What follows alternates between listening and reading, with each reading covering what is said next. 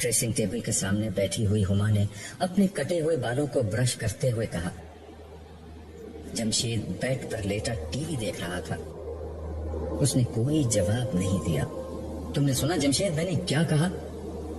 Yes, मैंने सुन लिया, लेकिन मेरा पूरा खानदान यहाँ है, मैं उन्हें छोड़कर कैसे जाऊं? बिल्कुल वैसे ही जैसे तुम इनका घर छोड़कर मेरे साथ अलग हो चुके हो। यहाँ की बात और है, मैं हफ्ते में एक दफा जाकर उनसे मिल तो लेता हूँ। दूसरा ये कि फॉरेन ट्रिप तो हम हर साल ही कर लेते हैं, फिर हमें बाहर शिफ्ट होने की क्या जरूरत? नहीं, अब बच्चे बड़े हो रहे हैं, मैं चाहती हूँ कि उनकी परवरिश बाहर ही हो, लेकिन मैं ये चाहता हूँ कि मेरे बच्चे मेरे माँ बाप की सोबत का फायदा उठाएं। मैं तो अपने माँ बाप की नेकी का कोई हिस्सा नहीं पा सका, लेकिन कम से कम मेरी औलाद तो नेक हो। उन्हीं की सोबत से तो मैं अपनी औलाद को बचाना चाहती हूँ। मेरे एक बच्चे को भी अपने ददियाल की हवा लग गई तो उसकी जिंदगी खराब हो जाएगी। इसके साथ ही फोन की घंटी बजी। जमशेद ने फोन उठाया। जमशेद ने अच्छा कहकर रिसीवर नीचे रख दिया और हुमा को मुखातिब करके कहा, तुम्हारे पापा हमें नीचे बुला रहे हैं। फिर हुमा की बात का जवाब देते हुए बोला, तुम आखिर मेरे माँ बाप के बारे में इतनी नेगेटिव क्यों हो? उन्होंने मेरी खुशी की खातिर तुम्हें बहू के तौर पर कबूल किया, हालांकि तुम्हारे अंदाज व अतवार उन्हें बिल्कुल पसंद न थे। तुम मुझे लेकर अलग हो गई, तब भी उन्होंने बुरा नहीं माना। बस रहने दो, हुमा तिलक कर बोली। उन्हें मेरे अंदाज व अतवार नापसंद थे, मगर तुम मेरे इश्क में दीवाने हो रहे थे, इसलिए उन्होंने मजबूरन तुम्हें मुझसे शादी की इजाजत दी। तुम उनसे अलग होकर यहाँ ज्यादा अच्छी जिंदगी गुजार रहे हो, पापा के बिजनेस में शरीक हो, करोड़ों में खेलते हो। जमशेद, मुझसे शादी करके तुम सरासर फायदे में रहे हो, तुमने कोई नुकसान नहीं उठाया। पता नहीं क्यों तुम्हारी बातें सुनकर कभी कभी अब्बू की याद आ जाती है कि नफा और नुकसान का फैसला आखिरत के दिन होगा। यार, ये फजूल मजहबी बातें खत्म करो, मुझे इनसे चिढ़ आती है। कोई कयामत वगैरह नहीं आनी, लाखों बरस से दुनिया का सिस्टम ऐसे ही चल रहा है। If you are smart, powerful and wealthy, you are the winner, all others are losers and idiots. And you know, this judgment day talk is nothing but rubbish. वैसे for your kind information, मेरे पापा ने अपने पीर साहब से ये guarantee ले रखी है कि क़यामत में वो उन्हें बख्शवा देंगे। उनको बहुत पैसा देते हैं मेरे पापा। हाँ, जिस तरह नाजायज मुनाफाखोरी, कानून की खिलाफ वर्जी और दीगर हराम जराए से पैसा कमाते हैं, उसको कहीं तो पाक करना होगा। मुझे सब मालूम है, तुम्हारे पापा और चौधरी मुख्तार साहब कई बिजनेस में पार्टनर्स हैं और 2 नंबर के हथकंडों से पैसा कमाते हैं। अच्छा, इतना ही हलाल हराम का ख्याल है तो छोड़ दो पापा का बिजनेस। बिजनेस तो छोड़ दूं, मगर तुम्हें कैसे छोड़ूं? मुझे मालूम है कि इसके बाद जॉब करने से ना तुम्हारे खर्चे पूरे होंगे और ना मैं तुम्हारा लिविंग स्टैंडर्ड मेंटेन कर सकूंगा। तुम्हारे इश्क ने मुझे कहीं का ना छोड़ा, मगर ना मैं जिस खानदान से हूँ वहाँ हलाल और हराम ही सब कुछ है। इसीलिए इतनी मिडिल क्लास जिंदगी गुजार रही हैं वो लोग। अच्छा हुआ तुम मेरे साथ आ गए, वगरना अपने भाइयों की तरह मोटरसाइकिल पे घूमते या 800 सीसी गाड़ी चलाते और किसी फ्लैट में सड़ी हुई जिंदगी गुजार कर मर जाते। जिंदगी अच्छी गुजारे या बुरी, मरना तो हमें है। पता नहीं आखिरत में हमारे साथ क्या होगा।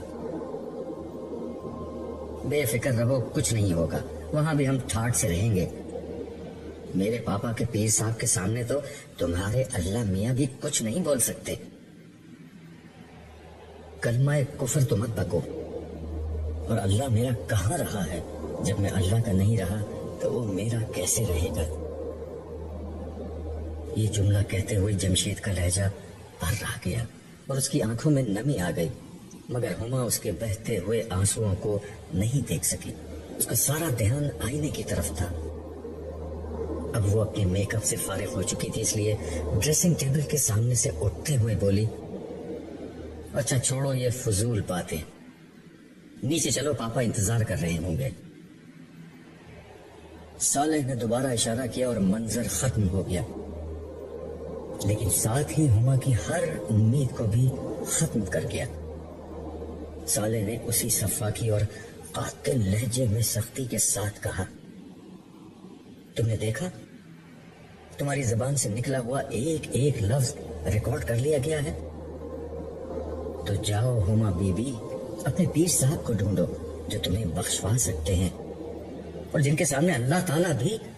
صالح نے جملہ ادھورا چھوڑ دیا، مگر ہما کے الفاظ دہراتے وقت اس کے لہجے میں جو غضب آ گیا تھا اس سے میں خود دہل کر رہ گیا۔ ہما بھی بری طرح خوفزدہ ہو گئی۔ اس سے پہلے کہ صالح کچھ اور کہتا، وہ روتی چیختی ہوئی وہاں سے بھاگ گئی۔ اس منظر میں جمشید کو دیکھ کر میری حالت پھر ڈانواڈول ہو چکی تھی۔ ظاہر ہے کہ ہما کی طرح وہ بھی سختیوں بھرے میدان میں پریشان حال پھر رہا ہوگا۔ میں سوچ رہا تھا کہ جمشید اسی حال میں میرے سامنے آ گیا تو میں کیا کروں گا۔ میں اسی سوچ میں غلطاں تھا کہ صالح نے میری کمر تھپ تھپا کر کہا، آؤ چلتے ہیں۔ نہ جانے اس تھپکی میں کیا بات تھی کہ میں نے محسوس کیا کہ میرے اوپر طاری ہونے والی پریشانی کی کیفیت بہت ہلکی ہو گئی ہے۔ میں قدرے بشاشت سے اس کے ساتھ چلنے لگا۔ ارد گرد پھر وہی پریشان اور وحشت زدہ لوگوں کی ہلچل تھی۔ ہم کچھ ہی دور آگے چلے تھے کہ سامنے سے چودھری مختار صاحب آتے نظر آئے۔ انہوں نے شاید مجھے دیکھ لیا تھا اور میری ہی طرف آ رہے تھے۔ چودھری صاحب میرے بیٹے جمشید کے سسر کے بزنس پارٹنر تھے۔ اس حیثیت سے میری ان سے رسمی واقفیت تھی۔ میرے قریب آتے ہی انہوں نے مجھ سے گلے ملنے کی کوشش کی، جسے صالح نے ہاتھ آگے بڑھا کر یہ کہتے ہوئے ناکام بنا دیا، دور رہ کر بات کرو۔ اس کا لب و لہجہ اتنا درست تھا کہ مجھے بھی اس سے اجنبیت محسوس ہونے لگی۔ اپنی اس رسوائی کے باوجود چودھری صاحب کے جوش میں کمی نہ آئی۔ وہ کہنے لگے، مجھے یقین تھا عبداللہ صاحب آپ مجھے ڈھونڈتے ہوئے ضرور آئیں گے۔ آپ کو یاد ہے عبداللہ صاحب، میں نے ایک مسجد تعمیر کرائی تھی جس میں آپ بھی نماز پڑھا کرتے تھے۔ اس کے علاوہ بھی میں غریبوں مسکینوں کی مدد کیا کرتا تھا۔ مجھے یاد ہے چودھری صاحب، میں نے دھیرے سے انہیں جواب دیا۔ بس تو آپ میری سفارش کر دیجئے، میں بہت دیر سے پریشان گھوم رہا ہوں۔ یہاں تو جس کو دیکھو اپنی ہی پڑی ہے، نہ کوئی کچھ بتاتا ہے نہ سیدھے منہ بات کرتا ہے۔ یہ آخری بات کہتے ہوئے انہوں نے بے اختیار صالح کی طرف دیکھا۔ میں نے بھی گردن گھما کر صالح کی طرف دیکھا۔ اس نے لمحہ بھر کے لیے مجھے دیکھا اور پھر چودھری صاحب کے چہرے پر نظریں کاٹتے ہوئے بولا، آپ نے مسجد ضرور بنوائی تھی، مگر اللہ تعالیٰ کے لیے نہیں بلکہ اپنی نیک نامی کے لیے۔ جب پیسے اللہ کو دیے جاتے ہیں تو گردن جھکی ہوتی ہے، ہاتھ بندھے ہوتے ہیں، لہجہ پست ہوتا ہے اور دل میں عاجزی اور خوف ہوتا ہے۔ مگر آپ کے معاملے میں ایسا نہیں تھا۔ آپ اپنا نام چاہتے تھے، سو دنیا میں نام ہو گیا۔ اب تو آپ کو حساب دینا ہوگا کہ یہ پیسہ کمایا کس طرح تھا۔ اور ہاں، اچھے کاموں پر تو آپ کبھی کبھار ہی پیسے خرچ کیا کرتے تھے۔ یہ کیوں نہیں بتاتے کہ ملک کی ایک مشہور اداکارہ کا قرب خریدنے کے لیے آپ نے کروڑوں روپے خرچ کر دیے تھے۔ آپ کے کھاتے میں زنا کا گناہ ہے، ایک دفعہ کا نہیں بلکہ بار بار کا گناہ۔ خرچ کو تو چھوڑیے، آپ کی تو آمدنی میں بھی رزق حرام کی وافر ملاوٹ تھی۔ آپ ملاوٹ کرتے تھے، ذخیرہ اندوزی کرتے تھے، لوگوں کو حد سے زیادہ منافع لے کر چیزیں فروخت کرتے تھے، بجلی چوری، دھوکہ دہی، ملازمین کے حقوق میں ڈنڈی مارنا، یہ آپ کے کاروبار کے بنیادی اصول تھے۔ اپنی ترقی کی انتہا پر پہنچ کر آپ نے ایک میڈیا گروپ بنا لیا تھا، جس کے ایک ٹی وی چینل پر آپ لوگوں کو خوش کرنے والے مذہبی پروگرام دکھاتے اور دوسرے پر آرٹ اور انٹرٹینمنٹ کے نام پر معاشرے میں حیا باختہ رویے عام کرتے تھے۔ آپ جانتے تھے کہ دنیا میں کامیابی کا راز لوگوں کو خوش کرنا ہے، کاش آپ یہ جان لیتے کہ دنیا و آخرت میں کامیابی کا راز لوگوں کو نہیں خدا کو خوش کرنا ہے۔ صالح بے تکان بول رہا تھا اور الفاظ اس کی زبان سے تیر بن کر نکل رہے تھے۔ ان کا سامنا کرنا چودھری صاحب کے لیے ممکن نہ تھا، مگر ان کے لیے کوئی جائے فرار نہ تھی۔ وہ گردن جھکائے سنتے رہے۔ صالح کے لب و لہجے کی سختی نے چودھری صاحب کے چہرے پر تاریکی پھیلا دی تھی، مگر اس نے اس پر بس نہیں کیا اور کہنے لگا، ذرا پیچھے دیکھیے چودھری صاحب، آپ کے پیچھے آپ کی محبوبہ بھی کھڑی ہے۔ چودھری صاحب گھبرا کر پیچھے پلٹے۔ میں نے بھی نظر اٹھا کر چودھری صاحب کے پیچھے دیکھا۔ سامنے ایک انتہائی مکروہ شکل و صورت کی بوڑھی عورت کھڑی تھی، جس کے جسم سے بدبو کے بھپکے اٹھ رہے تھے۔ صالح نے میری پشت پر ہاتھ رکھا، جس کے بعد مجھے یہ ناقابل برداشت بدبو آنا بند ہو گئی، لیکن چودھری صاحب کے لیے یہ بدبو ابھی تک باقی تھی۔ وہ بد شکل بڑھیا چودھری چودھری کہتے ہوئے آگے بڑھی۔ اس بڑھیا کے قرب سے خوف زدہ ہو کر چودھری صاحب پیچھے ہٹنے لگے اور پھر بے اختیار بھاگنے لگے۔ وہ عورت یا بلا جو بھی تھی ان کے پیچھے ہاتھ پھیلا کر دوڑنے لگی۔ یہ عورت کون تھی؟ ان کے دور جانے کے بعد میں نے صالح سے پوچھا، یہ چودھری صاحب کی وہ داشتہ اور تمہارے زمانے کی مشہور اداکارہ، رقاصہ اور ماڈل چمپا تھی۔ صالح نے اس بد شکل عورت کا تعارف کرایا تو میں نے حیرت سے کہا، چمپا؟ مگر وہ تو بہت خوبصورت تھی اور لوگ اس کے حسن کی مثالیں دیا کرتے تھے۔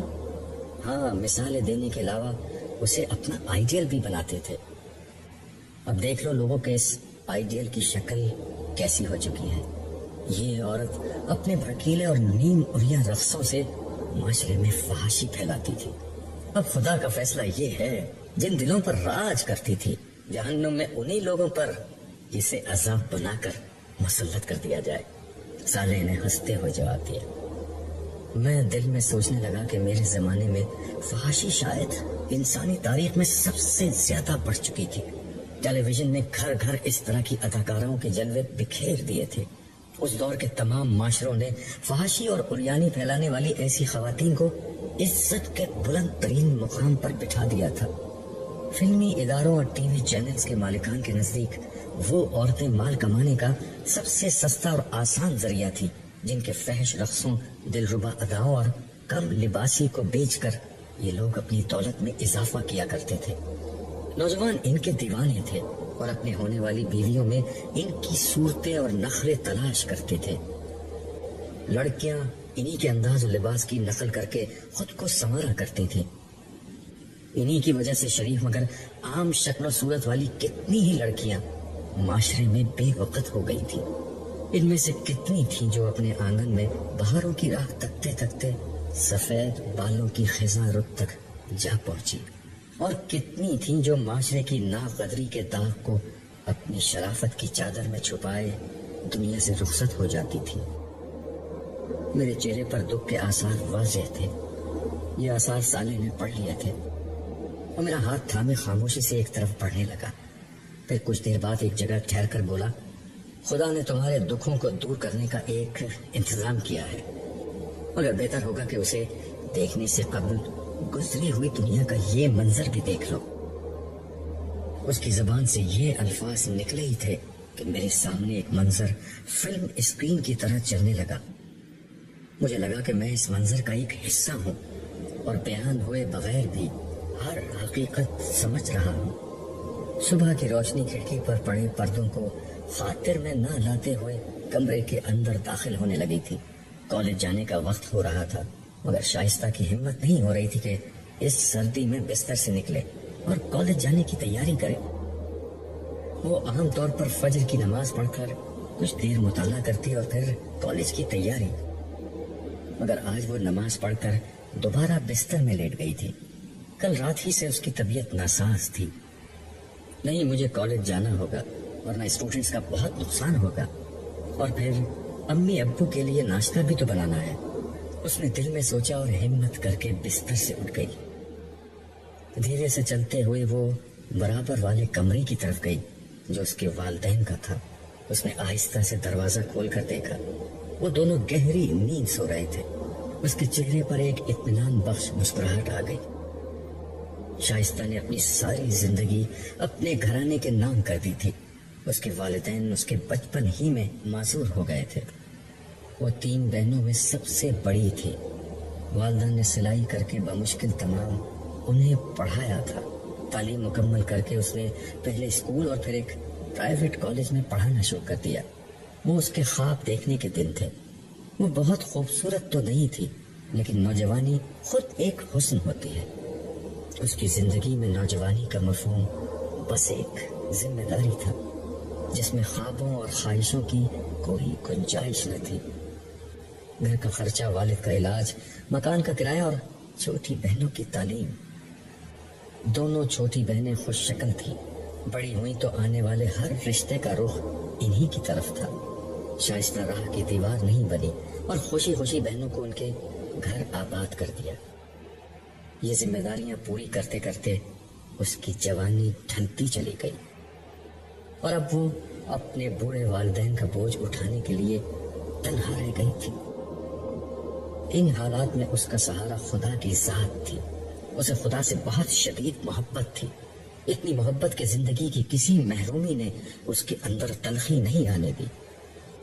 وہ نماز روزی کی پابند تو بچپن سے تھی، مگر خدا کی محبت کی یہ مٹھاس اسے اس کے روحانی استاد عبداللہ صاحب کی کتابیں پڑھ کر ملی تھی، اور اب یہ اس کی زندگی کا مشن تھا کہ وہ خدا کی بندگی اور محبت کی یہ مٹھاس اپنے نوجوان طلباء تک منتقل کرے۔ وہ ایک بہترین استاد تھی اور اس کے طلباء اس کی بہت عزت کرتے تھے، اسی لیے وہ اس کی باتیں ہمیشہ توجہ سے سنتے اور شائستہ شوق سے انہیں پڑھاتی تھی۔ مگر آج نہ جانے کیوں اس کا دل بہت اداس تھا۔ شاید طبیعت کی خرابی کا اثر تھا کہ وہ ڈپریشن کی کیفیت میں تھی۔ ناشتے سے فارغ ہو کر وہ آئینے کے سامنے کھڑی کالج جانے کے لیے تیار ہو رہی تھی۔ اس نے اپنے چہرے کو غور سے دیکھا۔ ڈھلتی جوانی کے سارے اثرات اب ظاہر ہو رہے تھے۔ وہ ایک کرب کے ساتھ مسکرائی اور خود کو مخاطب کر کے دھیرے سے بڑبڑائی، شائستہ تم ہار گئی، تمہارے حصے میں تنہائیوں کے سوا کچھ نہیں آیا۔ یہ کہتے ہوئے اس نے آنکھیں بند کر لی، شاید یہ اس کا اعتراف شکست تھا۔ مگر اسی لمحے استاد عبداللہ کی ایک بات اس کے کانوں میں گونجنے لگی، جو خدا سے سودا کرتا ہے وہ کبھی نقصان نہیں اٹھاتا۔ ایک مسکراہٹ کے ساتھ اس نے آنکھیں کھولی اور ٹھہرے ہوئے لہجے میں بولی، دیکھتے ہیں، دیکھ لیں گے، اب وقت ہی کتنا بچا ہے۔ منظر ختم ہو گیا۔ میں نے سالے کی سمت دیکھ کر کہا، میں تو اس لڑکی کو نہیں جانتا۔ اب جان لو گے، ویسے تم جو کچھ لکھتے تھے وہ بہت دور تک جاتا تھا۔ سالے نے جواب دیا اور ساتھ ہی میرا ہاتھ تھامے ایک سمت آگے بڑھنے لگا۔ تھوڑی دیر بعد ہم ایک ایسی جگہ پہنچے جہاں ویسے ہی سخت گیر فرشتے نظر آئے جیسے عرش کی سمت عام لوگوں کو بڑھنے سے روکنے کے لیے کھڑے تھے، مگر سالے کو دیکھ کر انہوں نے ہمارا راستہ چھوڑ دیا۔ ذرا دور چل کر ہمارے سامنے ایک دروازہ آ گیا۔ سالے نے دروازہ کھولا اور میرا ہاتھ تھامے اندر داخل ہو گیا۔ یہ دروازہ ایک دوسری دنیا کا دروازہ تھا، کیونکہ اس کے دوسری طرف حشر کے پریشان کن ماحول کے برعکس منظر پھیلا ہوا تھا۔ میں بے اختیار بولا، سالے ہم واپس نبیوں کے کیمپوں کی طرف تو نہیں آ گئے؟ اس نے مسکرا کر کہا، ہاں تمہارا دکھ تو یہیں آ کر دور ہو سکتا ہے۔ ہم چلتے ہوئے ایک شاندار خیمے کے قریب پہنچے۔ اس کے دروازے پر ایک انتہائی باوقار اور پر نور چہرے والے ایک صاحب کھڑے تھے۔ یہ میرے لیے بالکل اجنبی تھے۔ قریب پہنچ کر صالح نے ان سے میرا تعارف کرایا۔ یہ عبداللہ ہے، محمد رسول اللہ کی امت کے آخری دور کے امتی، اور آپ نور ہیں، یرمیہ نبی کے انتہائی قریبی ساتھی۔ نور آپ انہی سے ملنا چاہ رہے تھے نا؟ یہ ایک عظیم پیغمبر کے صحابی کا مجھ سے تعارف بھی تھا اور یہ وضاحت بھی کہ میں یہاں کیوں موجود ہوں۔ میں نے نور سے مسافے کے لیے ہاتھ بڑھایا، لیکن انہوں نے پرجوش انداز میں مجھے اپنی گلے سے لگا لیا۔ میں نے اسی حال میں ان سے کہا، یرمیہ نبی سے ملاقات کا شرف تو مجھے ابھی تک حاصل نہیں ہوا، لیکن آپ سے ملنا بھی کسی اعزاز سے کم نہیں ہے۔ یرمیہ نبی کے حالات اور زندگی میں میرے لیے ہمیشہ بڑی رہنمائی رہی، مجھے ان سے ملنے کا بہت اشتیاق ہے۔ یہ کہتے ہوئے میرے ذہن میں بنی اسرائیل کے اس عظیم پیغمبر کی زندگی گھوم رہی تھی۔ 6 صدی قبل مسیح میں بنی اسرائیل بدترین اخلاقی انحراف کا شکار تھے، اور اسی بنا پر اپنے زمانے کی سپر پاور عراق کے حکمران بخت نصر کے ہاتھوں سیاسی مغلوبیت کے خدائی عذاب میں مبتلا ہو چکے تھے، مگر ان کے لیڈروں نے قوم کی اصلاح کرنے کے بجائے ان کے ہاں سیاسی غلبے کی سوچ عام کر دی۔ یرمیہ نبی نے بنی اسرائیل کو ان کی اخلاقی اور ایمانی گمراہیوں پر متنبہ کیا اور انہیں سمجھایا کہ وقت کی سپر پاور سے ٹکرانے کے بجائے اپنی اصلاح کریں، مگر ان کی قوم نے اپنی اصلاح کرنے کے بجائے انہیں کنویں میں الٹا لٹکا دیا اور پھر بخت نصر کے خلاف بغاوت کر دی۔ اس کے بعد بخت نصر عذاب الہی بن کر نازل ہوا اور اس نے یروشلم یعنی بیت المقدس کی اینٹ سے اینٹ بجا دی۔ 6 لاکھ یہودی قتل ہوئے اور 6 لاکھ کو وہ غلام بنا کر اپنے ساتھ لے گیا۔ میں اسی سوچ میں تھا کہ نور نے میری بات کا جواب دیتے ہوئے کہا، انشاءاللہ ان سے بھی جلد ملاقات ہو جائے گی، مگر سر دست تو میں آپ کو کسی اور سے ملوانا چاہتا ہوں۔ یہ کہتے ہوئے وہ مجھ سے الگ ہوئے اور خیمے کی طرف رخ کر کے کسی کو آواز دی، ذرا باہر آنا، دیکھو تو تم سے کون ملنے آیا ہے۔ نور کی آواز کے ساتھ ہی ایک لڑکی خیمے سے نکل کر ان کے برابر آ کھڑی ہوئی تھی۔ یہ لڑکی اپنے حلیے سے کوئی شہزادی اور شکل و صورت میں پرستان کی کوئی پری لگ رہی تھی۔ اس لڑکی نے گردن جھکا کر مجھے سلام کیا اور مجھے مخاطب کر کے کہا، آپ مجھے نہیں جانتے، مگر میرے لیے آپ میرے استاد ہیں، اور اس رشتے سے میں آپ کی روحانی اولاد ہوں۔ میرا نام شائستہ ہے۔ گمراہی کے اندھیروں میں خدا کے سچے دین کی روشنی میں نے آپ کے ذریعے سے پائی تھی۔ خدا سے میرا تعارف آپ نے کروایا تھا۔ خدا کے ساتھ انسان کا اصل تعلق کیا ہونا چاہیے یہ میں نے آپ ہی سے سیکھا تھا۔ آج دیکھیے خدا نے مجھ پر احسان کیا اور اب میں ایک عظیم نبی کے صحابی کی بیوی بننے جا رہی ہوں۔ تھوڑی دیر قبل صالح نے اسی لڑکی کو مجھے دکھایا تھا، مگر اب اس کی حالت میں جو انقلاب آ چکا تھا اسے دیکھ کر میں دنگ رہ گیا، لیکن اسے اس طرح دیکھ کر مجھے جتنی خوشی ہوئی اس کو میں الفاظ میں بیان نہیں کر سکتا۔ میں نے شائستہ سے کہا، میری طرف سے آپ دونوں دلی مبارکباد قبول کیجیے، امید ہے کہ آپ مجھے اپنی شادی میں بھی یاد رکھیں گے۔ کیوں نہیں، آپ کو تو بلانے کا مقصد ہی نور کو یہ بتانا تھا کہ میرے میکے والے کوئی معمولی لوگ نہیں ہیں، اس نے ہنستے ہوئے جواب دیا۔ پھر تو آپ نے غلط شخص کا انتخاب کیا ہے، میں نے فوراً جواب دیا، پھر اپنا رخ نہور کی طرف کرتے ہوئے کہا، لیکن شائستہ کی بات بالکل درست ہے، ان کے میکے کے لوگ معمولی نہیں اور ہو بھی کیسے سکتے ہیں۔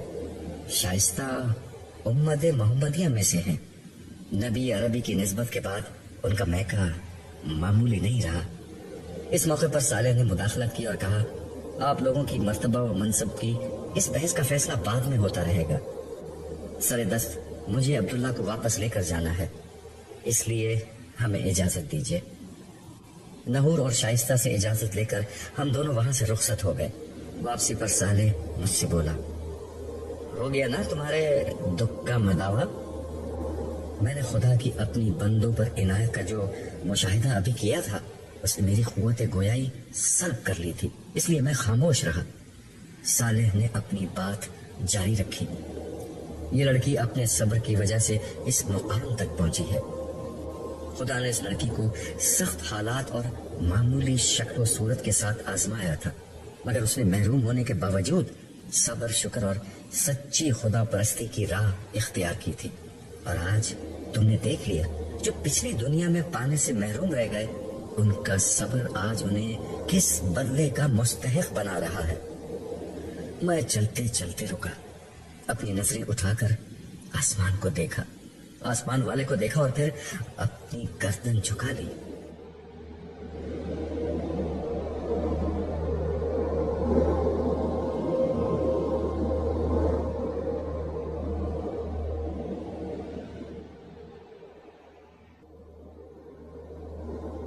ہم چلتے چلتے اس دروازے کے قریب آ گئے جہاں سے حشر کا راستہ تھا۔ میں نے صالح سے دریافت کیا، کیا اب ہمیں واپس میدان حشر جانا ہوگا؟ کیوں، کیا وہاں جانے کا شوق ختم ہو گیا؟ اس نے حیرت کے ساتھ پوچھا۔ نہیں، ایسی بات نہیں، میں سوچ رہا تھا کہ یہاں آ گیا ہوں تو اپنے گھر والوں سے مل لوں۔ جب ہم شروع میں یہاں آئے تھے تو تم مجھے براہ راست اوپر لے گئے تھے، اب تو میرے گھر والے امت محمدیہ کے کیمپ میں پہنچ چکے ہوں گے۔ تم انسان اپنے جذبوں کو تہذیب کے لفافے میں ڈال کر دوسروں تک منتقل کرنے کی عادی ہوتے ہو۔ کھل کر کیوں نہیں کہتے کہ اپنی گھر والی کے پاس جانا چاہتے ہو؟ یہ بار بار گھر والوں کے الفاظ کیوں بول رہے ہو؟ صالح نے میری بات پر ہنستے ہوئے تبصرہ کیا تو میں جھپ گیا۔ پھر وہ مسکرا کر بولا، شرماؤ نہیں یار، ہم وہیں چلتے ہیں، یہ خادم تمہاری ہر خواہش پوری کرنے پر مامور ہے۔ ہم جس دنیا میں تھے وہاں راستے، وقت اور مقامات سب کے معنی اور مفہوم بالکل بدل چکے تھے۔ اس لیے صالح کا جملہ ختم ہونے کے ساتھ ہی ہم اس پہاڑ کے قریب پہنچ گئے جس کے ارد گرد تمام نبیوں اور ان کی امتوں کے کیمپ لگے ہوئے تھے۔ شاید میں نے تمہیں پہلی دفعہ یہاں آتے وقت یہ بتایا تھا کہ اس پہاڑ کا نام آراف ہے، اسی کی بلندی پر تم گئے تھے، اور یہ دیکھو امت محمدیہ کا کیمپ قریب آ گیا ہے۔ ہم پہاڑ کے جس حصے میں تھے وہاں اس کا دامن بہت دراز تھا، اس لیے وہاں بہت گنجائش تھی، مگر وہ پورا مقام اس وقت ان گنت لوگوں سے بھرا ہوا تھا۔ پہاڑ کے ارد گرد اس قدر رش شاید کسی اور جگہ نہیں تھا۔ میں نے صالح سے مخاطب ہو کر کہا، لگتا ہے سارے مسلمان یہاں آ گئے ہیں؟ نہیں، بہت کم آئے ہیں، امت محمدیہ کی تعداد بہت زیادہ تھی، اس لیے اس کے مقربین اور صالحین کی تعداد بھی بہت زیادہ ہے، وگرنہ بیشتر مسلمان تو ابھی میدان حشر ہی میں پریشان گھوم رہے ہیں۔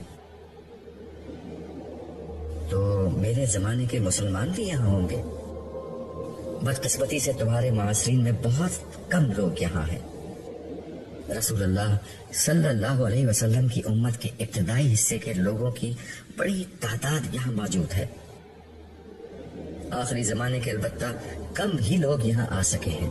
تمہارے زمانے میں تو زیادہ تر مسلمان دنیا پرست تھے یا فرقہ پرست، یہ دونوں طرح کے لوگ فی الوقت میدان حشر کی سیر کر رہے ہیں، اس لیے تمہارے جاننے والے یہاں کم ہوں گے۔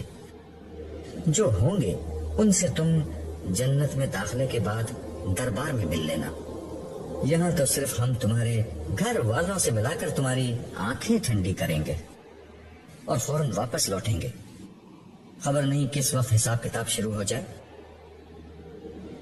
یہ دربار کیا ہے؟ صالح کی گفتگو میں جو چیز ناقابل فہم تھی میں نے اس کے بارے میں دریافت کیا۔ حساب کتاب کے بعد جب تمام اہل جنت میں داخل ہو جائیں گے تو ان کی اللہ تعالیٰ کے ساتھ ایک نشست ہوگی، اس کا نام دربار ہے۔ اس نشست میں تمام اہل جنت کو ان کے مناصب اور مقامات رسمی طور پر تفویض کیے جائیں گے۔ یہ لوگوں کی ان کے رب کے ساتھ ملاقات بھی ہوگی اور مقربین کی عزت افزائی کا موقع بھی ہوگا۔ میں اس سے مزید کچھ اور دریافت کرنا چاہتا تھا مگر گفتگو کرتے ہوئے ہم کیمپ کے کافی نزدیک پہنچ چکے تھے۔ یہ خیموں پر مشتمل ایک وسیع و عریض بستی تھی۔ اس بستی میں لوگوں کے کیمپ مختلف زمانوں کے اعتبار سے تقسیم تھے۔ بعض خیموں کے باہر کھڑے ان کے مالکان آپس میں گفتگو کر رہے تھے۔ یہیں مجھے اپنے بہت سے ساتھی اور رفقا نظر آئے جنہوں نے دین کی دعوت میں میرا بھرپور ساتھ دیا تھا۔ ان کو دیکھ کر مجھے اتنی خوشی ہوئی کہ بیان سے باہر ہے۔ یہ وہ لوگ تھے جنہوں نے اپنی جوانیاں، اپنے کیریئر، اپنے خاندان اور اپنی خواہشات کو کبھی سر پر سوار نہیں ہونے دیا تھا۔ ان سب کو ایک حد تک رکھ کر اپنا باقی وقت، صلاحیت، پیسہ اور جذبہ خدا کے دین کے لیے وقف کر دیا تھا۔ اسی کا بدلہ تھا کہ آج یہ لوگ اس ابدی کامیابی کو سب سے پہلے حاصل کرنے میں کامیاب ہو گئے، جس کا وعدہ دنیا میں ان سے کیا گیا تھا۔ یہی ہمیں امت مسلمہ کی تاریخ کی بہت سی معروف ہستیاں نظر آئیں۔ ہم جہاں سے گزرتے لوگوں کو سلام کرتے جاتے، ہر شخص نے ہمیں اپنے خیمے میں آ کر بیٹھنے اور کچھ کھانے پینے کی دعوت دی، جسے صالح شکریہ کے ساتھ رد کرتا چلا گیا۔ البتہ میں نے ہر شخص سے بعد میں ملنے کا وعدہ کیا۔ راستے میں صالح کہنے لگا، ان میں سے ہر شخص اس قابل ہے کہ اس کے ساتھ بیٹھا جائے۔ تم اچھا کر رہے ہو کہ ان سے ابھی ملاقات طے کر رہے ہو۔ ان میں سے بہت سے لوگوں سے بعد میں وقت لینا بھی آسان نہیں ہوگا۔ یہ کہہ کر وہ ایک لمحے کے لیے رکا اور محبت آمیز نظروں سے میری طرف دیکھ کر بولا، وقت لینا تو تم سے بھی آسان نہیں ہوگا عبداللہ، تمہیں ابھی پوری طرح اندازہ نہیں۔ اس نئی دنیا میں تم خود ایک بہت بڑی حیثیت کے مالک ہو گئے، مگر حقیقت یہ ہے کہ تم پروردگار عالم کے معیار پر ہمیشہ سے ایک بہت بڑے حیثیت کے آدمی تھے۔ یہ کہتے ہوئے صالح رکا اور مجھے گلے لگا لیا، پھر آہستگی سے میرے کان میں بولا، عبداللہ تمہارے ساتھ رہنا میرے لیے بڑے اعزاز کی بات ہے۔ میں نے اپنی نگاہیں آسمان کی طرف بلند کی اور دھیرے سے جواب دیا، اعزاز کی بات تو خدا کی بندگی کرنا ہے، اس کے بندوں کو بندگی کی دعوت دینا ہے۔ یہ میرا اعزاز ہے کہ خدا نے ریت کے ایک بے وقت ذرے کو اس خدمت کا موقع دیا۔ یہ کہتے ہوئے احسان مندی کے جذبات سے میری آنکھوں سے آنسو بہنے لگے۔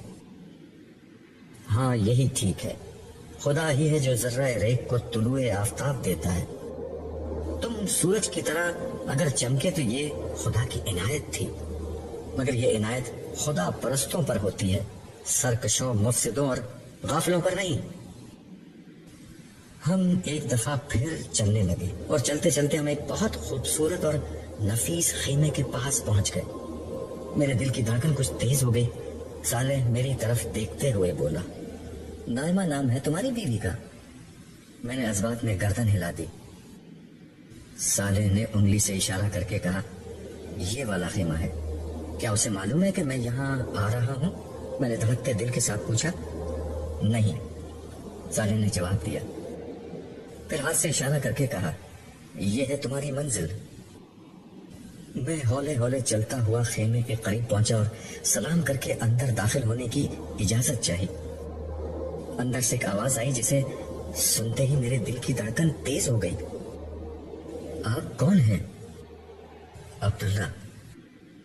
میری زبان سے عبداللہ کا نام نکلتے ہی پردہ اٹھا اور ساری دنیا میں اندھیرا چھا گیا۔ اگر روشنی تھی تو صرف اسی ایک چہرے میں جو میرے سامنے تھا۔ وقت، زمانہ، صدیاں اور لمحے سب اپنی جگہ ٹھہر گئے۔ میں خاموش کھڑا ٹکٹکی باندھ کر اسے دیکھتا رہا۔ نائمہ کا مطلب روشن ہوتا ہے، مگر روشنی کا مطلب یہ ہوتا ہے، یہ مجھے آج پہلی دفعہ معلوم ہوا تھا۔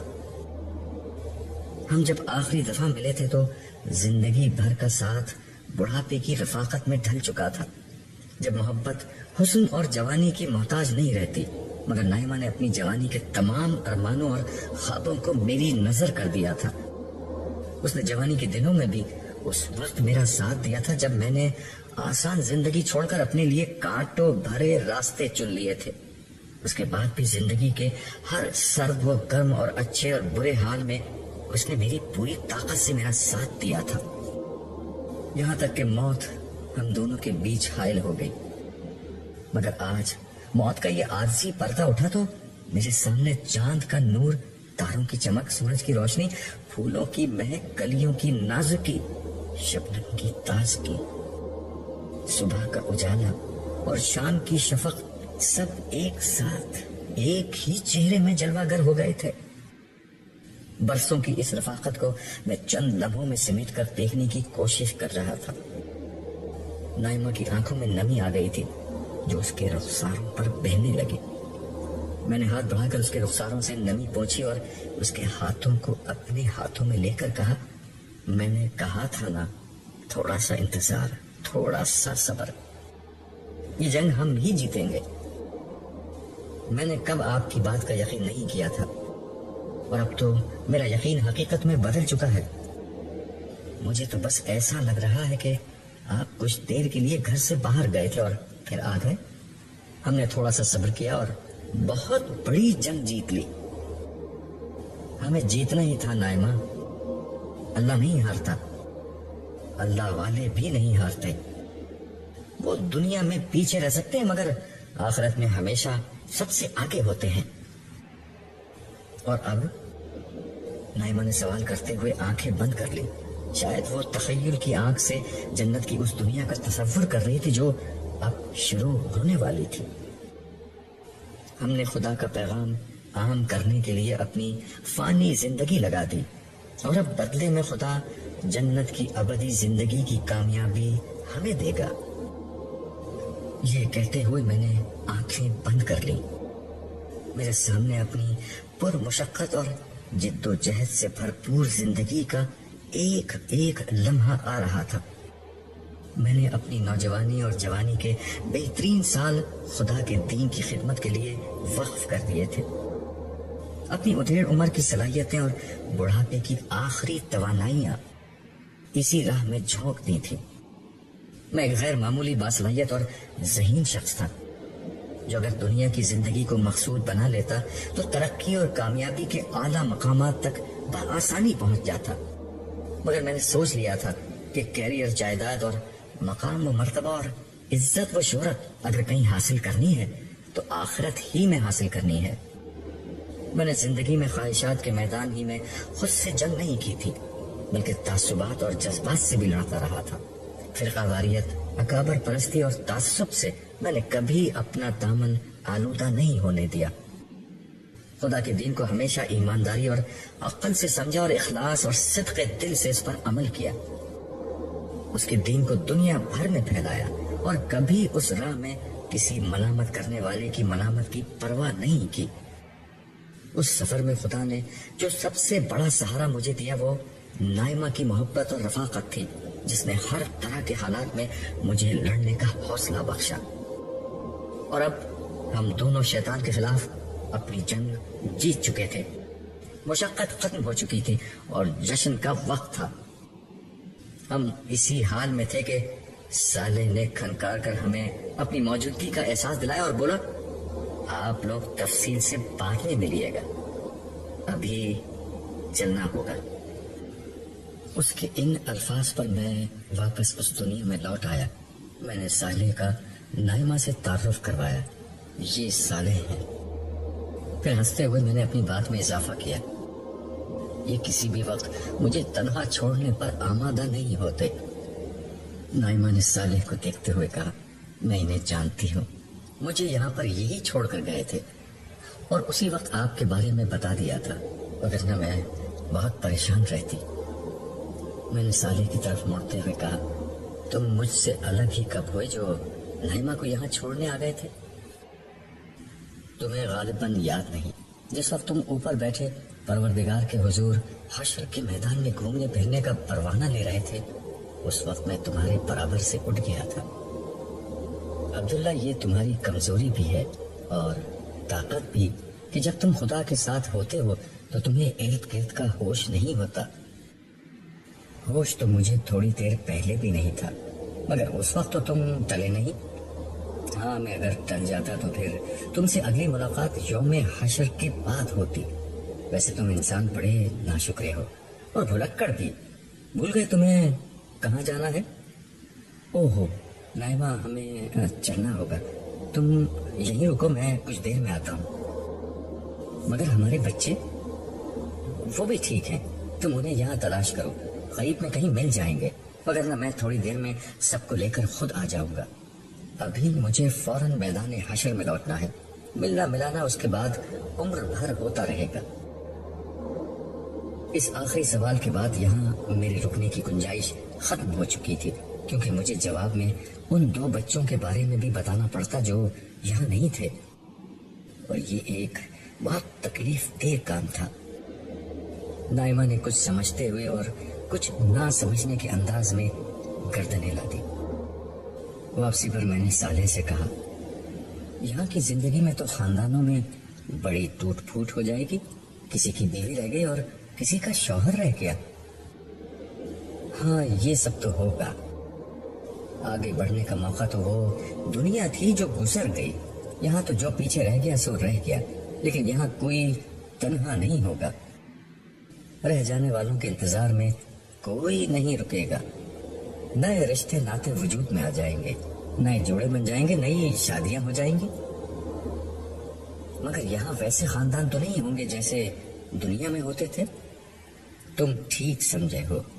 دنیا میں خاندان کا ادارہ انسانوں کی بعض کمزوریوں کی بنا پر بنایا گیا تھا.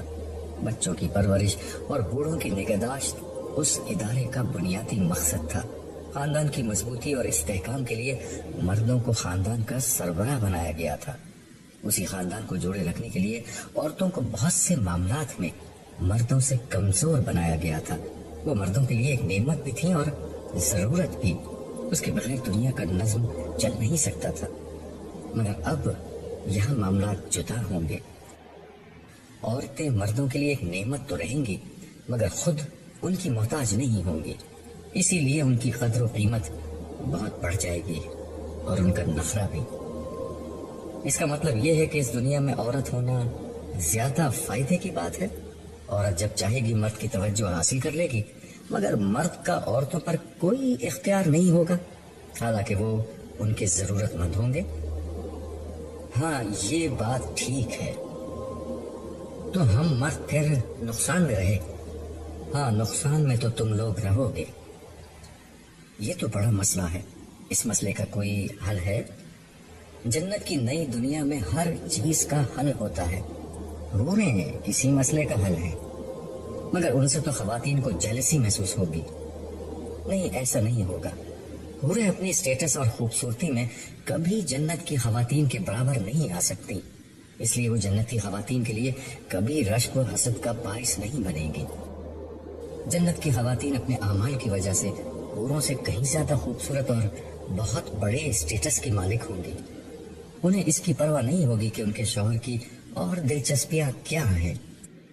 ویسے بھی جنت انسانوں کی نہیں, خدا کی دنیا ہے.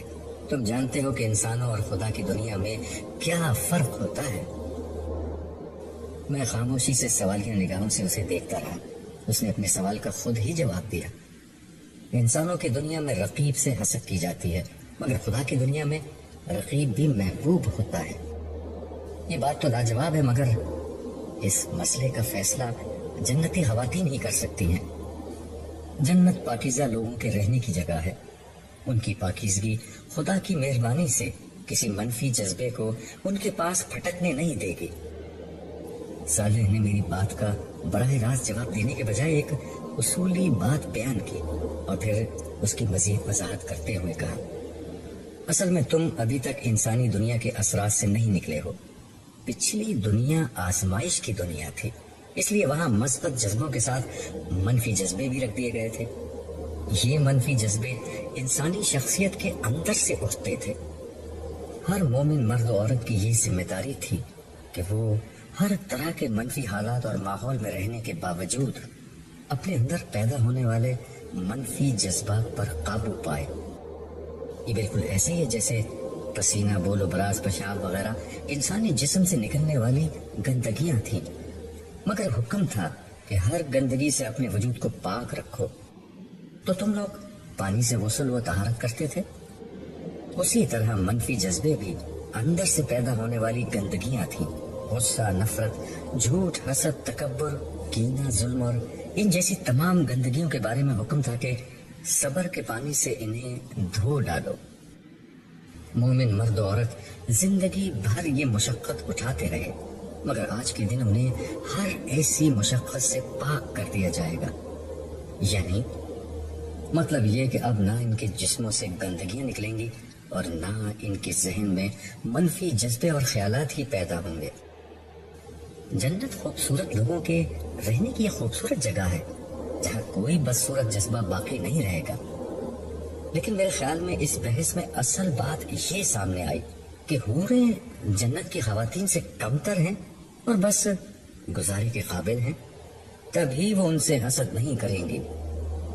پھر میں نے ہنستے ہوئے اپنی بات میں اضافہ کیا, مسلمان خواہ مخواہ حوروں کے حسن کا چرچا سن کر ان کے دیوانے بنے اور بلا وجہ لوگوں کے تانے سنتے رہے؟ میرے مذاق کے جواب میں صالح نے سنجیدگی سے کہا، یہ دونوں تمہاری غلط فہمیاں ہیں۔ بات یہ ہے کہ جنت میں تم مرد عورتوں کے لیے کوئی ایسا قیمتی اثاثہ نہیں رہو گے جس کی وجہ سے وہ کسی سے حسد کریں۔ رہی حوریں تو ان کی تحقیر مت کرو کہ ان کے لیے کمتر اور گزارے کے قابل کے الفاظ بولو۔ وہ جنتی خواتین جیسی تو نہیں، مگر بہرحال ایسی بھی نہیں کہ تم ان کو کمتر سمجھو۔ اچھا تو وہ کیسی ہیں؟ میں بتاتا ہوں وہ کیسی ہیں۔ وہ حوریں نسوانی جمال کا آخری نمونہ اور جسمانی خوبصورتی کا آخری شاہکار ہیں۔ ان کا بے مثال حسن اور باکمال روپ سرخی پاؤڈر کے سنگار، گجروں کے تار، موتیوں کے ہار اور زیب و زینت کی جھنکار کا محتاج نہیں ہوتا۔ ان کے وجود کی تشکیل کے لیے کائنات اپنا ہر حسن مستعار دیتی ہے۔ پھول اپنے رنگ، ہوا اپنی لطافت، دریا اپنا بہاؤ، زمین اپنا ٹھہراؤ، تارے اپنی چمک، کلیاں اپنی مہک، چاند اپنی روشنی، سورج اپنی کرنیں، آسمان اپنا توازن، چوٹیاں اپنی بلندی اور وادیاں اپنے نشیب۔ جب جمع کر دیتے ہیں تو ایک حور وجود میں آتی ہے۔ ان کا حسن خوبصورتی کے ہر معیار پر آخری درجے میں پورا اترتا ہے۔ ان کا قد لمبا اور رنگ زردی مائل گورا ہے۔ پورے جسم کی جلد بے داغ اور شفاف ہے۔ آنکھیں بڑی بڑی اور گہری سیاہ ہیں، مگر ہر لباس کی مناسبت سے اس کے رنگ میں ڈھل سکتی ہیں۔ ان کی بھویں ہموار اور پلکیں دراز ہیں۔ ان کی نظر عام طور پر جھکی رہتی ہے، مگر جب اٹھتی ہے تو تیر کی طرح دل تک جا پہنچتی ہے۔ ان کا چہرہ کتابی، پیشانی کشادہ، رخسار سرخی مائل، ناک ستوا، زبان شیریں، ہونٹ گلاب کی طرح نازک اور دانت موتیوں کی طرح چمکدار ہیں۔ ان کے بال ریشم کی طرح نرم اور چمکدار اور ان کے سفید رنگ کے برعکس گہرے سیاہ اور پنڈلیوں تک لمبے ہیں۔ ان کی آواز سریلے نغموں کی طرح کان میں رس کھولتی، باتوں سے موتی جھڑتے اور مسکراہٹ سے رت حسین ہو جاتی ہے۔ ان کے وجود میں حیا کا عطر اور سانسوں میں خوشبوؤں کی مہک ہے۔ ان کے لہجے میں نرمی، چلنے کے انداز میں دلربائی اور بولنے کے طریقے میں شان و وقار ہے۔ ان کا معطر وجود مخملی لباس اور چمکتے زیور کے اندر بادلوں میں چھپے کھلتے بدر کامل کا منظر پیش کرتا ہے۔ تم نے حوروں کو دیکھا ہے؟ نہیں، انہیں کسی نے نہیں دیکھا، صرف ان کا احوال سنا ہے، وہی تمہیں سنا رہا ہوں۔ صالح بے تکان بول رہا تھا اور میں خاموشی سے اس کی شکل دیکھ رہا تھا۔ تمہاری باتیں واقعی مبالغہ، کہانی اور خواب لگ رہی ہیں، لیکن یہ اگر خواب ہے تو بہت دلکش خواب ہے۔ یہ خواب ابھی ختم نہیں ہوا۔ سنو، ایک حور کا وجود بل کھاتی ندی کی طرح ڈھلتا ہے جو آسمان کی سیاہ گھٹاؤں سے برف کی صورت اپنے سفر کا آغاز کرتی، جھرنوں اور آبشاروں کی صورت نکلتی، ڈھلانوں میں اترتی، میدانوں میں ٹھہرتی، بلندیوں کو چھوتی، نشیب کی طرف بڑھتی، ٹیلوں کو عبور کرتی ہوئی وادیوں تک پہنچتی ہے اور آخرکار نیکی، پارسائی اور تقوی کے اس سمندر پر اپنا وجود نچھاور کر دیتی ہے۔ جس نے زندگی صبر اور تقوی کے ساتھ گزاری، یہ اس لیے ہوتا ہے کہ یہ ندی اپنے پورے سفر میں کسی نجاست، کسی آلودگی کا شکار نہیں ہوتی، ہر نامحرم نگاہ کو اپنی دید اور لمس سے دور رکھتی ہے۔ یہ ہزاروں میل کا سفر پاک دامنی کے ساتھ طے کرتی ہے، اس لیے پاک دامن سے کم کسی شخص کو قبول نہیں کرتی، اور آخرکار سیل شباب کی چڑھتی گھٹتی موج کا سا ان کا وجود اپنے سمندر میں ہمیشہ کے لیے ضم ہو جاتا ہے۔ مجھے سمجھ ہی نہیں آتا کہ تعریف حوروں کی کروں یا تمہارے بیان کی۔ تعریف تو صرف اللہ کی ہونی چاہیے، مگر یاد رہے میں فرشتہ ہوں، یہ میرے نہیں انسانی جذبات کا اظہار ہے۔ میں نے انسانی الفاظ اور جذبوں کے بارے میں جو کچھ سیکھا ہے اس کا اکثر حصہ تمہارے ساتھ رہ کر تم سے سیکھا ہے، اس لیے تم چاہو تو اپنی تعریف آپ کر سکتے ہو۔ نہیں، تعریف کا مستحق تو صرف اللہ ہے، اور جو ہر خوبصورتی کا خالق ہے، چاہے وہ بیان کی ہو یا انسان کی۔ مگر یہ بتاؤ، کیا یہ حوریں انسان ہوں گی؟ ہاں، یہ بھی انسان ہے۔ اسی طرح اہل جنت کے وہ خدام جنہیں غلمان کہا جاتا ہے، وہ بھی انسان ہی ہیں۔ یہ وہ لڑکے ہیں جو ہمیشہ لڑکے ہی رہیں گے۔ یہ لڑکے کیوں رہیں گے؟ ملازم اور خادم تو وہ بہتر ہوتا ہے جو زیادہ عمر کا ہو اور زیادہ سمجھ رکھتا ہو۔ میں نے ذہن میں آنے والا ایک اعتراض جڑ دیا۔ نہیں، ایسا نہیں ہے۔ یہ کم عمر ہونے کے باوجود بھلا کے مزاج شناس ہوں گے۔ اہل جنت کی مجلسوں میں جب کسی جنتی کا مشروب ختم ہوگا تو یہ اس کی نظر دیکھیں گے اور بلا کچھ کہے سنے اس کے گلاس میں مطلوبہ شراب اتنی ہی مقدار میں ڈالیں گے جتنی اسے ضرورت ہوگی۔ اس لیے ان کی سمجھ بوجھ اور مزاج شناسی کی تو کوئی حد نہیں۔ البتہ انہیں لڑکوں کی شکل میں اس لیے رکھا جائے گا کہ جسمانی طور پر مستعد رہیں اور لمحہ بھر میں ہر خدمت بجا لائیں۔ ان کا لباس، شکل اور حلیہ انہیں ایسا بنا دے گا گویا محفل میں قیمتی موتی بکھرے ہوئے ہیں۔ ان کے ابدی طور پر کم عمر لڑکے بنائے جانے کی دوسری وجہ یہ ہے کہ ان کو کبھی ازواجی تعلق کی ضرورت نہ ہو، جبکہ حوریں مکمل شباب کی عمر کو پہنچی ہوئی لڑکیاں ہوں گی اور اہل جنت کی بیویاں ہوں گی۔ کیا حوریں اور غلمان اہل جنت کے لیے خاص طور پر تخلیق کیے جائیں گے؟ یہ ایک لمبی کہانی ہے۔ ہمارے پاس وقت کی کون سی کمی ہے؟ یہ لمبی کہانی بھی سناتے جاؤ۔ سنو، آج کا دن انسانوں کا پہلا محشر نہیں ہے۔ کیا مطلب؟ کیا قیامت پہلے بھی آ چکی ہے؟ قیامت تو پہلے نہیں آئی، البتہ اول تا آخر سارے انسان ایک دفعہ پہلے بھی پیدا کیے جا چکے ہیں۔ تمہارا اشارہ عہد الصد کی طرف ہے؟ ہاں، مگر اس سے قبل اللہ تعالیٰ نے تمام مخلوقات کے سامنے یہ موقع رکھا تھا کہ وہ جنت میں اللہ تعالیٰ کی ابدی رفاقت کا شرف حاصل کر لیں، لیکن اس کے لیے انہیں دنیا میں کچھ وقت ایسے گزارنا ہوگا کہ خدا ان کے سامنے نہیں ہوگا، صرف اس کے احکام ان کے سامنے آئیں گے اور انہیں بن دیکھے رب کی عبادت اور اطاعت کا راستہ اختیار کرنا ہوگا۔ زمین کی بادشاہی عارضی طور پر امانتاً اس مخلوق کو دے دی جائے گی اور اپنی بادشاہی کے زمانے میں اس مخلوق کو اپنے بارے میں یہ ثابت کرنا ہوگا کہ وہ صاحب اختیار بادشاہ ہونے کے باوجود بن دیکھے خدا کی اطاعت کے لیے تیار ہے۔ جس کسی نے اقتدار اور اختیار کی اس امانت کا درست استعمال کیا، اس کا بدلہ جنت میں خدا کی ابدی رفاقت ہوگی اور ناکامی کی صورت میں جہنم کا عذاب۔ تو پھر کیا ہوا؟ یہ ہوا کہ ساری مخلوقات ڈر کے پیچھے ہٹ گئی، اس لیے کہ جنت جتنی حسین ہے، جہنم اتنی ہی بھیانک جگہ ہے۔ حشر کی سختی کو تو ابھی تم نے اپنی آنکھوں سے دیکھا ہے، اس کے بعد کون عقل مند اس امتحان میں کودنے کی کوشش کرتا؟ اور غالباً ہم جذباتی انسان اس امتحان میں کود پڑے۔ میں نے لقمہ دیا، ہاں یہی ہوا تھا، لیکن خدائی امانت اٹھانے کا یہ عزم روح انسانی نے اجتماعی طور پر کیا تھا۔ اس لیے خدا کے عدل کا تقاضا یہ تھا کہ ہر انسان کو پیدا کر کے براہ راست اس سے یہ معلوم کیا جائے کہ وہ کس حد تک اس امتحان میں اترنے کے لیے تیار ہے۔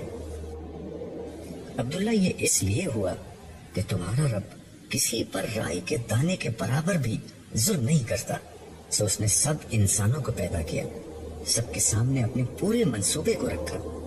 ظاہر ہے انسانوں کی اکثریت پہلے ہی اس مقصد کے لیے تیار تھی، اسی لیے وہ پورے شعور کے ساتھ اس امتحان میں کودنے کے لیے تیار ہو گئے۔ البتہ جن لوگوں نے یہ خطرہ مول لینے سے انکار کر دیا، ان سب کے بارے میں یہ فیصلہ ہوا کہ انہیں سن بلوغت تک پہنچنے سے قبل ہی مر جانے والے بچوں اور بچیوں کا کردار سونپ دیا جائے۔ یہی بچیاں اور بچے جنت کی بستی میں حور و غلمان بنا دیے جائیں گے، اور باقی لوگ اس کڑے امتحان میں اترنے کے لیے تیار ہو گئے۔ ہاں، مگر اس میں بھی خدا کی کریم ہستی نے کمال عنایت کا مظاہرہ کیا تھا۔ تم جانتے ہو کہ دنیا میں سب کا امتحان یکساں نہیں ہوتا، یہ امتحان بھی اس روز ہر شخص نے اپنی مرضی سے چن لیا تھا۔ جو بہت زیادہ حوصلہ مند لوگ تھے انہوں نے نبیوں کا زمانہ چن لیا، ان لوگوں کا امتحان یہ تھا کہ ہر سو پھیلی گمراہی کے دور میں انبیاء کی تصدیق کر کے ان کا ساتھ تھے۔ ان کی کامیابی کے لیے اصل شرط یہ تھی کہ بدترین مخالفت میں بھی ثابت قدم رہیں، اس راہ میں ہر مشکل کو برداشت کریں اور انبیاء کا پیغام آگے پہنچائیں۔ اس لیے ان کا اجر بھی بڑا رکھا گیا، مگر انہیں انبیاء کی براہ راست رہنمائی کی سہولت کی بنا پر کفر و انکار کی صورت میں عذاب بھی اتنا ہی شدید ہوتا۔ انہی لوگوں میں ایک طرف ابو بکر جیسے لوگ تھے اور دوسری طرف ابو لہب جیسے دشمنان حق۔ آزمائش کی دوسری سطح وہ تھی جس میں لوگوں نے امت مسلمہ اور نبیوں کے بعد ان کی امت میں شامل ہونے کا پرچہ امتحان چنا۔ ان لوگوں کا امتحان یہ تھا کہ بعد کے زمانے میں پیدا ہونے والی گمراہیوں، فرقہ واریت، بدعت، غفلت سے بچ کر شریعت کے تقاضوں کو ہر حال میں نبھاتے رہیں اور معاشرے کے خیر و شر سے لا تعلق ہونے کے بجائے لوگوں میں نیکی کو پھیلائیں اور انہیں برائی سے روکیں۔ یہ ذمہ داریاں ان پر اس لیے عائد کی گئیں کہ ان کے پاس انبیاء کی تعلیمات تھیں اور وہ پیدائشی مسلمان تھے جنہیں قبول اسلام کے لیے کسی کڑی آزمائش سے نہیں گزرنا پڑا۔ اس کا مطلب یہ تھا کہ عام انسانوں کے مقابلے میں ان کی رہنمائی زیادہ کی گئی، انہیں زیادہ اجر کمانے کا موقع دیے گئے، لیکن غفلت کی صورت میں ان کا حساب کتاب اتنا ہی سخت ہونا طے پایا۔ میرا اور دیگر مسلمانوں کا تعلق اسی گروہ سے تھا نا؟ ہاں، تم ٹھیک سمجھے۔ تیسرا گروہ ان لوگوں کا تھا جنہوں نے اپنا پرچہ امتحان بہت سادہ رکھا۔ یہ سارے لوگ نبیوں کی براہ راست رہنمائی کے بغیر پیدا کیے گئے اور ان کا پرچہ امتحان فطرت میں موجود ربانی ہدایت تھی، یعنی توحید اور اخلاق کا امتحان۔ انہیں عام مسلمانوں کی طرح نہ شریعت کے امتحان میں ڈالا گیا، نہ نبیوں کی رفاقت کے کڑے امتحان میں۔ ظاہر ہے کہ ان کا حساب کتاب سب سے ہلکا ہوگا، ان کے لیے شدید عذاب کا اندیشہ بھی کم ہے اور اجر کے مواقع بھی اسی تناسب سے کم ہے۔ اور انبیاء کا معاملہ کیا تھا؟ انہوں نے امتحان کا سب سے سخت پرچہ چنا، اس لیے ان کی رہنمائی براہ راست اللہ تعالیٰ کی طرف سے کی گئی اور اسی لیے ان کا احتساب کا معیار بھی سب سے زیادہ سخت تھا۔ تمہیں تو معلوم ہے کہ حضرت یونس کے ساتھ کیا ہوا تھا۔ انہوں نے کوئی گناہ نہیں کیا تھا، صرف ایک اجتہاد کیا تھا، لیکن دیکھو اللہ تعالیٰ نے انہیں کس طرح مچھلی کے پیٹ میں بند کر دیا۔ پھر اس نے اس طویل گفتگو کا خلاصہ کرتے ہوئے کہا، اصل اصول جو تمام اقسام کے گروہوں میں کام کر رہا ہے وہ ایک ہی ہے، زیادہ رہنمائی، زیادہ سخت حساب کتاب اور زیادہ بڑی سزا و جزا، کم رہنمائی، ہلکا حساب کتاب، کم سزا و جزا۔ مگر کسی انسان کا تعلق کسی گروہ سے ہے، اس کا انتخاب انسانوں نے خود کیا ہے، اللہ تعالیٰ نے نہیں۔ اس کا مطلب یہ ہوا کہ اگر دنیا میں میری رہنمائی بہت زیادہ کی گئی تو یہ دراصل میری اپنی درخواست کے نتیجے میں کی گئی تھی۔ ہاں، بالکل ایسا ہی ہے۔ اسی وجہ سے تم آج اتنا اونچا درجہ پانے میں کامیاب ہو گئے۔ اگر تم اس رہنمائی کی قدر نہ کرتے تو تمہیں اتنا ہی شدید عذاب دیا جاتا۔ یار، میں نے کتنا بڑا رسک لے لیا تھا۔ یہی تمہاری دنیا کا اصول تھا، نو رسک نو گین۔ مجھے اس لمحے احساس ہوا کہ میں نے کیا پا لیا ہے اور کس خطرے سے نکل گیا ہوں۔ میں بے اختیار سجدے میں گر گیا۔ دیر تک میں اپنے رب کا شکر ادا کرتا رہا جس نے مجھے اس عظیم امتحان میں سرخرو کر دیا تھا۔ اتنے میں سالے نے میری پیٹھ تھپکتے ہوئے مجھ سے کہا، عبداللہ اٹھو۔ میں اٹھ کر کھڑا ہوا اور سالے کو دونوں ہاتھوں سے پکڑ کر بولا، سالے، اب میں کبھی نہیں مروں گا۔ میری زندگی میں کبھی کوئی بیماری، بڑھاپا، خوف، غم، حزن، اداسی اور مایوسی نہیں آئے گی۔ میرا دل چاہ رہا ہے کہ میں اچھلوں، کودوں، ناچوں، قہقہے لگاؤں اور پوری دنیا کو چیخ چیخ کر بتاؤں کہ لوگوں میں کامیاب ہو گیا، لوگوں میں کامیاب ہو گیا۔ آج سے میری بادشاہت شروع ہوتی ہے، آج سے میری زندگی شروع ہوتی ہے۔